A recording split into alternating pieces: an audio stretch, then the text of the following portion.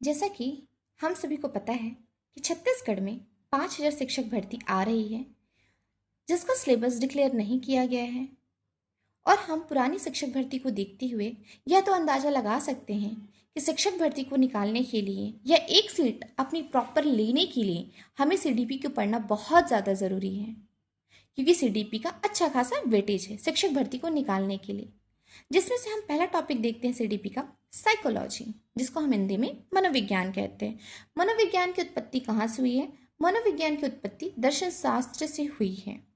मनोविज्ञान दर्शन शास्त्र में ही हम पढ़ते थे और इसी के अंतर्गत आता था। और हम इसको उदाहरण के रूप में समझ सकते हैं कि जैसे हम छत्तीसगढ़ में रहते हैं। छत्तीसगढ़ राज्य जो हमें ये दिख रहा है, ये पहले ऐसा नहीं था, यह मध्य प्रदेश के अंतर्गत आता था। उसी प्रकार जो मनोविज्ञान है वो दर्शन शास्त्र के अंतर्गत आता था, लेकिन मध्य प्रदेश से छत्तीसगढ़ को अलग करके एक नया राज्य बनाया गया। उसी प्रकार दर्शन शास्त्र के अलग करके मनोविज्ञान बनाया गया है और इसको राज्य बनाने के लिए अनेक नेतागण, बहुत सारे लोग उभर कर सामने आए थे।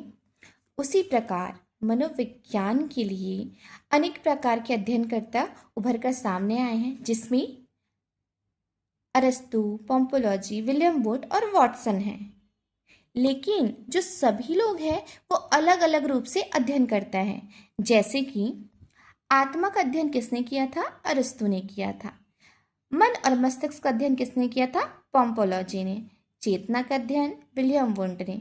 व्यवहार का अध्ययन वॉटसन ने किया था। ठीक है, और हम देखते हैं कि यह कार्य कब कब हुआ था। ईसवी में या ईसा पूर्व में कब हुआ था यह हम जानते हैं। सबसे फर्स्ट हम जानते हैं कि ईसवी किसे कहा जाता है, ईसा पूर्व किसे कहा जाता है और ईसा किसे कहा जाता है। जैसा कि हम देख रहे हैं, ईसा मतलब कि यीशु मसीह।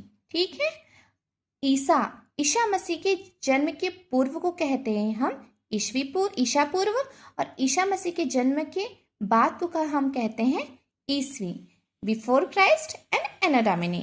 ओके, जैसे कि यहाँ पर से 1333 को हम बोलते हैं 14वीं शताब्दी, 1913 को हम बोलते हैं 20वीं शताब्दी और 2025 को हम कहते हैं 21वीं शताब्दी। जैसे कि मेरा जन्म हुआ है 2001 को, मतलब कि मैं 21वीं शताब्दी की हूँ, और इनमें से आप लोगों का भी जन्म हुआ होगा किसी भी शताब्दी में, तो आप मेरे चैनल पे कमेंट करके ज़रूर बताइएगा।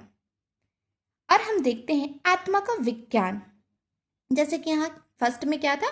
आत्मा का अध्ययन किसने किया था? अरस्तु था। हम अब पढ़ते हैं अरस्तु के बारे से।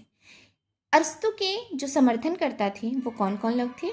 सुकरात, प्लेटो, डिकॉर्ट, रुडोल्फ एंड गोइकिल एंड गैरीडाय थे। ठीक है, और अरस्तु ने मानव अध्ययन में आत्मा को महत्वपूर्ण बताया है, और अरस्तु ने आत्मा के अध्ययन को अंतःकरण कहा है।